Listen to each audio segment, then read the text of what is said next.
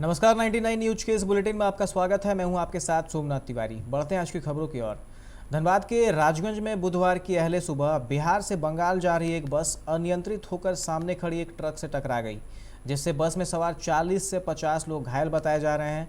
घायलों में 4 की हालत गंभीर बताई जा रही है। सभी घायलों का इलाज धनबाद के SNMCH में चल रहा है। बस बिहार के छपरा से कोलकाता जा रही थी, तभी राजगंज के पास सड़क किनारे खड़ी एक ट्रक में जाकर टकरा गई, जिससे बस में सवार लगभग सभी यात्री घायल हो गए हैं।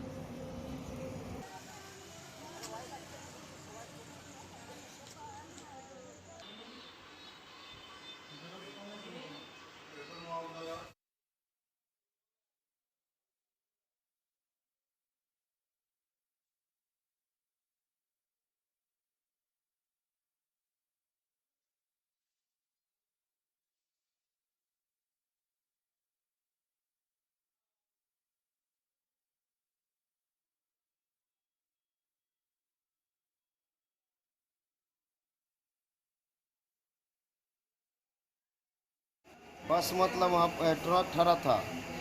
ठीक है, हम लोग को 12:30 बजे लाइन होटल पर रोका, वहाँ पर खाना खिलाया। 1 बजे के करीब में गाड़ी वहाँ से छोड़ा। छोड़ने के बाद 3 बजे के करीब में ट्रक खड़ा था, लगता है सो रहा था। ऐसे जाकर मैंने एक्सीडेंट डायरेक्ट ट्रक में जाकर मारा है। बस कहाँ से आ रही थी और कहाँ जा रहे थे आप लोग? मसरक से चली थी, हाजीपुर सोनपुर होते हुए मतलब पटना होते हुए मतलब बाबूघाट जाती है। रिश्वत लेने के आरोपी धनबाद स्थित अलगडीहा OP के प्रभारी रविंद्र कुमार शर्मा को सस्पेंड कर दिया गया है। शर्मा को पुलिस लाइन में रिपोर्ट करने को कहा गया है। उनके खिलाफ विभागीय कार्रवाई भी होगी। बुधवार को अलगडीहा में नए प्रभारी की पोस्टिंग होगी। SSP असीम विक्रांत मिंज ने सेंद्रीय DSP अभिषेक कुमार को मामले की जांच की जिम्मेदारी सौंपी थी। DSP की जांच रिपोर्ट के आधार पर SSP ने यह कार्रवाई की। आपको बता दें कि रविवार को रविंद्र कुमार शर्मा का एक वीडियो 99 न्यूज ने प्रशासन की नज़रों में लाया था। 32 सेकंड के इस वीडियो में थानेदार अपने ऑफिस में बैठकर किसी से बात कर रहे थे। सामने बैठे व्यक्ति उन्हें 500 रुपये के कई नोट दे रहा था।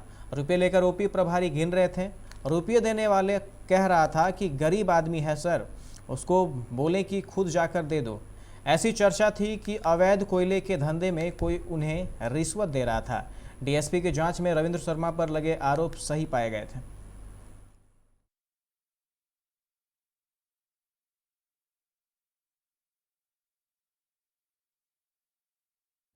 राज्य भर में आज हूल दिवस मनाया जा रहा है। धनबाद के सिंदरी नीमटाड़ में भी लोगों ने हूल दिवस मनाया, जहां लोगों ने सीधो कान्हू की प्रतिमा पर पुष्प अर्पित कर उन्हें नमन किया।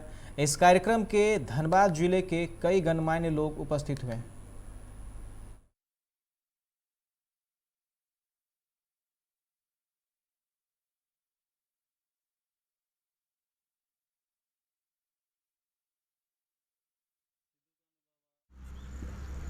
चांद भैरव, चांद फूलो जानू, ठीक इत्यादि महासेनानियों ने संघर्ष करके अंग्रेज़ों के खिलाफ, आप समझ सकते हैं उस समय 1855 में, जब आज की स्थिति देख लीजिए 2021 चल रहा है और 1855 में उन्होंने जब संघर्ष किया तो वो लोग कितने विद्वान थे, कितने संघर्षशील थे अन्याय के विरुद्ध। तो बस ये उन लोगों से हम लोगों को कुछ सीखने की ज़रूरत है। आज की पीढ़ी को उन लोगों से सीखने की ज़रूरत है और अग्रसर रहकर प्रेरणादायक इन महापुरुषों के हम लोग याद कर रहे हैं। और हूल दिवस इसी अवसर पे हम लोग मनाते हैं। हम लोग इसलिए मनाते हैं जो हमारा पूर्वज लोग हमारा आदिवासी के लिए, हमारा देश के लिए बलिदान दिए हैं, उनको याद करने के लिए ये सब मनाते हैं। और सिंदरी में मेरे जानकारी के अनुसार ये मैंने सबसे प्रथम आज मनाया जा रहा है। इसमें हम लोग का जो अंग्रेजी लोग को शासन कर रहा था उस समय, और ये बहुत बड़ा आंदोलन चला रहा था 1855 में 30 जून आज के डेट में शुरू किया था और कम से कम 50,000 लोग एकत्रित हुआ था। ये जो हम लोग का जाल जंगल ज़मीन अंग्रेज लोग अपना कार लगा रहा था, अपना हिसाब से हम लोग को गुलाम बना रहा था, इसके विरोध में पूरा जंग छेड़ दिया था। सेल के चासनाला और जीतपुर कोलियरी में मजदूरों ने बुधवार को एक दिवसीय हड़ताल किया। इस दौरान वासरी में मजदूर यूनियन के नेता और सेल कर्मी प्रबंधन के खिलाफ जमकर नारेबाजी की गई। यूनियन के नेताओं ने कहा कि 2017 से पे रिवीजन सहित अन्य मांगों को लेकर सेल प्रबंधन के बीच कई दौर की वार्ता हुई, लेकिन कोई नतीजा नहीं निकला, सिर्फ टाल मटोल ही होता रहा, जिसके कारण बाध्य होकर बुधवार से सभी मजदूरों को हड़ताल पर जाना पड़ा।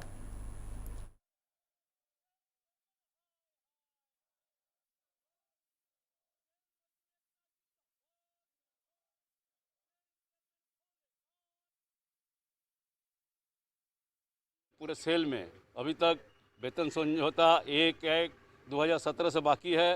प्रबंधन टाल मटोल करते आ रही है, अभी तक कोई वेतन समझौता का क्लियर नहीं हुआ, जिससे मजदूर काफ़ी आक्रोश में आ गए। और आज केवल यहीं पर नहीं, पूरे सेल में हर एक विभाग में, चाहे स्टील हो, चाहे कोल हो, चाहे रॉ मटेरियल विभाग में, आज 100% चारों तरफ हड़ताल मजदूर स्वतः कर दिए, कोई मजदूर नहीं ड्यूटी में आया। पे रिवीजन के लिए हमारा पे रिवीजन नहीं हुआ अभी तक। 1/1/2017 से हमारा बकाया है, इसमें मीटिंग हो रहा है, टाल मटोल हो रहा है, फैसला नहीं हुआ, इसीलिए हम लोग मजबूर होकर हड़ताल में आना पड़ा। आज ठेका मजदूर का भी पे रिवीजन का है, उनका भी नहीं कर रहा है, इसीलिए हम लोग आज हड़ताल में है। 100% जो है कोई मजदूर आया नहीं। एक दिवसीय हड़ताल ये हम लोग चेतावनी दे रहे हैं चेयरमैन को, जो सेल चेयरमैन को हम लोग चेतावनी दे रहे हैं, अगर नहीं मानेगा तो हम अनिश्चितकाल के लिए हड़ताल में। धनबाद में वैक्सीन की कमी के बाद रेड क्रॉस भवन में बुधवार को बिना टीका लिए कई लोग वापस लौट गए। दर्जनों बुजुर्ग वैक्सीन का सेकेंड डोज लेने के लिए यहां पहुंचे थे, पर वैक्सीन नहीं रहने के कारण स्वास्थ्यकर्मी भी मौके से नदारद हो गए, जिससे वैक्सीन लेने पहुंचे लोग काफ़ी नाराज भी हुए। लोगों ने बताया कि वह लोग दूर दराज से वैक्सीन का सेकेंड डोज लेने आए हैं, परंतु सुबह से बैठने के बाद भी किसी कर्मी का अता पता नहीं है।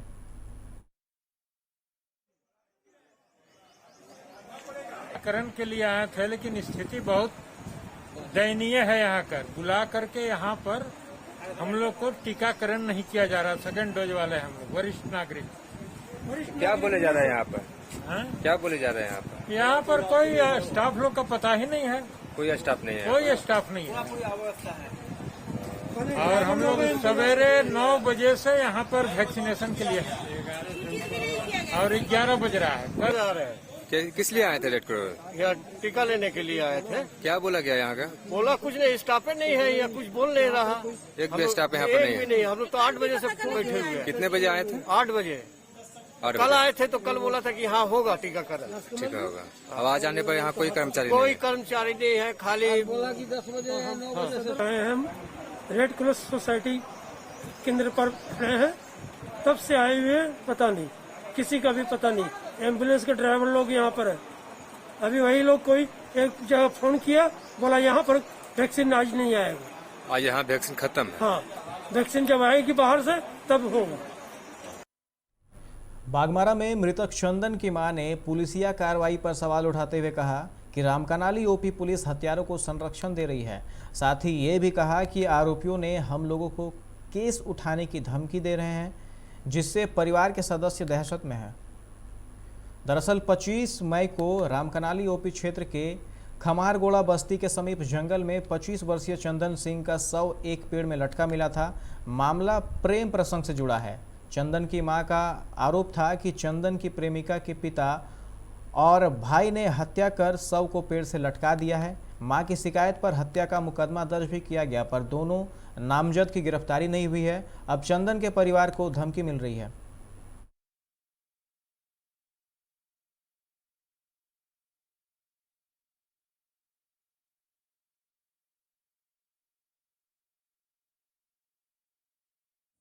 कि जो मेरा लड़का को हत्या कर लिया है और वो अपना बेटी को शादी देने के लिए चल गए। उसके बाद चल गए तो जब बड़ा बाबू आया तो हम बोले, तो बोला कि नहीं, इसे अभी नहीं गिरफ्तार करेंगे, अभी नहीं गिरफ्तार करेंगे, जब इसका पोस्टमार्टम का रिपोर्ट आएगा उसका बाद हम ये करेंगे। का हो गया है कम से कम 1 महीना 10 दिन हो रहा है, 1 महीना 10 दिन। अब उस दिन बोला कि नहीं, जब खिरधर सिंह आएगा ना उसका बाद फ़ोन करना। तो हम फ़ोन करे तो बोला कि अभी लाकर कर क्या करेंगे, कहा कि थाना में अभी अनाज नहीं है, खिलाएंगे का। हत्या का कांड हुआ है, लेकिन पोस्टमार्टम रिपोर्ट्स में चिकित्सक द्वारा उसमें कहीं अंदरूनी चोट या सिर में चोट नहीं पाया और हैंगिंग की बात बताए हैं। फिर भी भेसरा को प्रिजर्व किया गया है और प्रिजर्व भेसरा को हम लोग FSL रांची भेज दिए हैं, अभी अनुसंधान के अंतर्गत है और वही अधिकारी को भी संज्ञान में दे दी गई है। वो अनुसंधान का विषय है, जैसे आदेश निर्देश होगा इसके बाद जैसे FSL से रिपोर्ट होगा उसके अनुसार की जाएगी।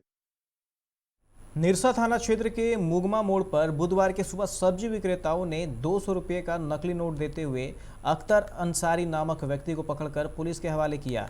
स्थानीय दुकानदारों ने बताया कि मोहम्मद अख्तर अंसारी मुगमा मोड़ सब्जी की खरीदारी करने पहुंचा था। सब्जी खरीदने के बाद दुकानदार को 200 रुपये का नोट थमाया।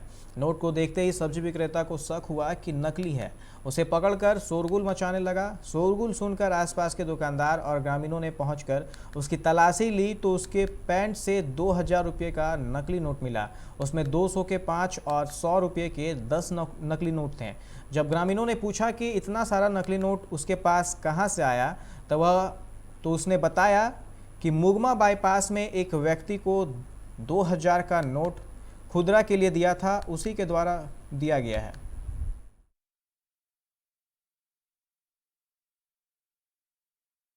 धनबाद, चास और देवघर नगर निगम का आम चुनाव अगस्त में संभावित है। इसके साथ साथ मधुपुर नगर परिषद में अध्यक्ष पद के लिए उपचुनाव होना है। राज्य निर्वाचन आयोग ने लगभग सारी तैयारी कर ली है।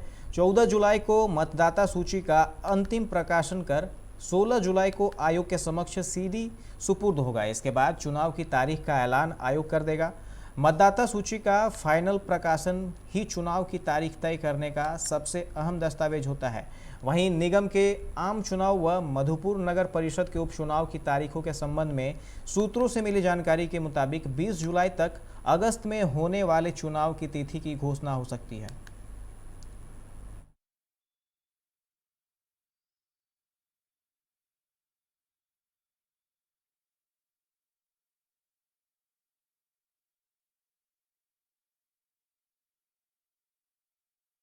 झारखंड में कल 6 बजे अनलॉक 4.0 खत्म हो जा रहा है, लेकिन कोरोना का खतरा अभी टला नहीं है, क्योंकि कई विशेषज्ञों के अनुसार राज्य में कोरोना की तीसरी लहर दस्तक दे सकती है।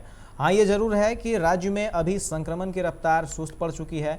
इसी को मद्देनजर रखते हुए आज आपदा प्रबंधन विभाग की बैठक है, जिसमें कुछ शर्तों के साथ बस संचालन की अनुमति मिल सकती है, क्योंकि बस संचालकों की हालत बेहद खस्ता है और वो राज्य सरकार से लगातार बस संचालन की मांग कर रहे हैं। इसके अलावा राज्य सरकार दुकान खोलने की समय सीमाएं भी बढ़ा सकती है। कई व्यावसायिक संगठनों ने भी राज्य सरकार से ये मांग की है कि दुकान खोलने की समय सीमा को बढ़ाया जाए। इसके अतिरिक्त वीकेंड लॉकडाउन वैसे ही बरकरार रह सकता है।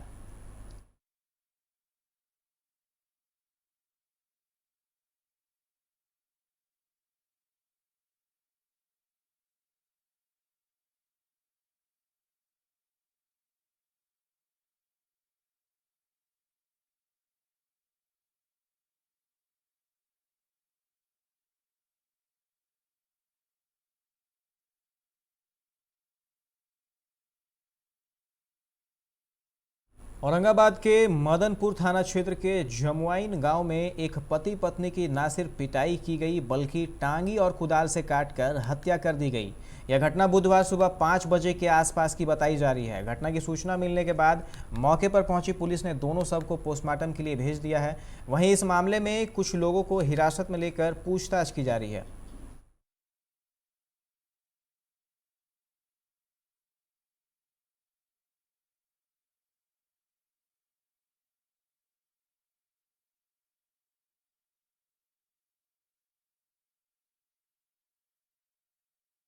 दिल्ली एम्स में आंखों का ऑपरेशन कराने के बाद मुख्यमंत्री नीतीश कुमार बुधवार को पटना लौट गए।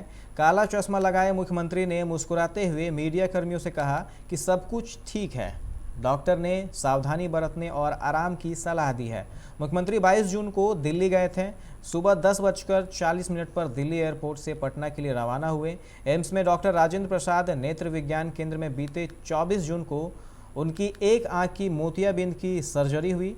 इसके बाद दूसरी आंख की भी सर्जरी की गई। वहां के डॉक्टर जीवन सिंह तातियाल ने सीएम की आंखों का ऑपरेशन किया था।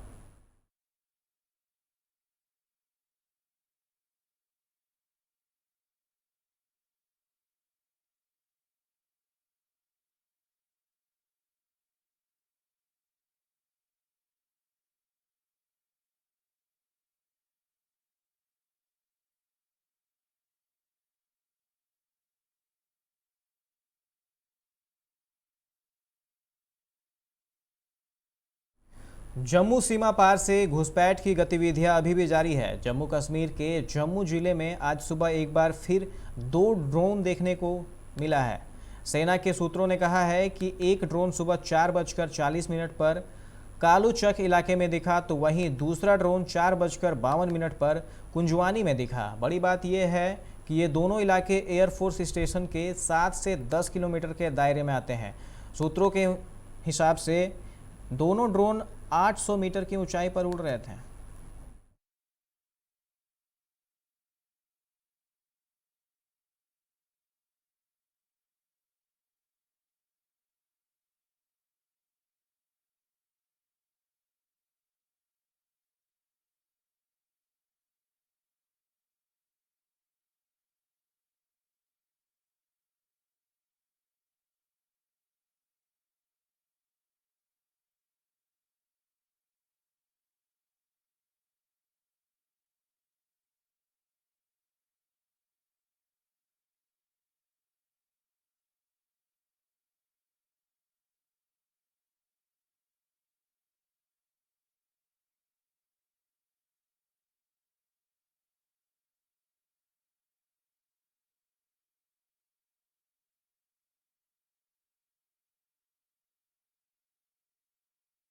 झारखंड में कोरोना वायरस टीकाकरण अभियान पर ब्रेक लग सकता है। लक्ष्य के अनुरूप वैक्सीन नहीं होने से संभावना जताई जा रही है कि राज्य में अगले 3 दिन तक टीकाकरण अभियान बंद हो सकता है।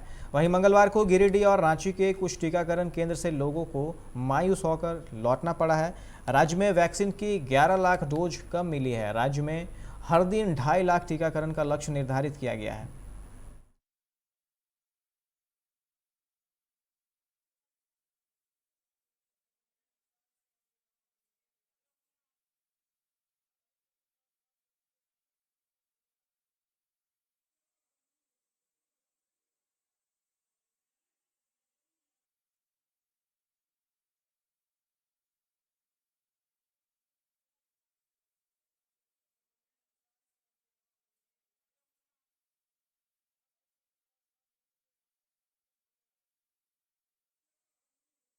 सुप्रीम कोर्ट में कोविड-19 के कारण मरने वालों के परिजनों के लिए मुआवजे की मांग वाले मामले पर बुधवार को जस्टिस अशोक भूषण की अगुवाई वाली 3 जजों की बेंच ने अपना फैसला सुनाया। कोर्ट ने राष्ट्रीय आपदा प्रबंधन अधिकरण को कोविड-19 से जान गंवाने वाले लोगों के परिजनों को आर्थिक मदद के लिए दिशा निर्देश जारी करने के निर्देश दिए। सुप्रीम कोर्ट ने कहा कि कोविड-19 से जान गंवाने वाले लोगों के परिजन मुआवजे के हकदार हैं।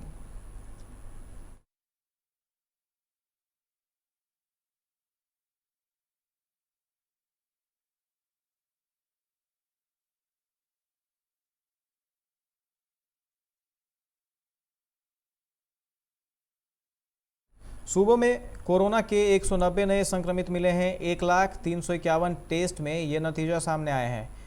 पटना में संक्रमितों की संख्या सोमवार की अपेक्षा बढ़ी है। सोमवार को जहां 19 नए मामले सामने आए थे, वे आज दोगुने हो गए हैं। पटना से आज 38 संक्रमित मिले हैं। मंगलवार को संक्रमण से एक व्यक्ति की मौत हुई है। स्वास्थ्य विभाग ने मंगलवार की देर रात जारी रिपोर्ट में बताया कि सोमवार से मंगलवार के बीच 24 घंटे में 330 संक्रमित स्वस्थ हुए हैं। इसके साथ ही राज्य में स्वस्थ दर 98.42% हो गई है।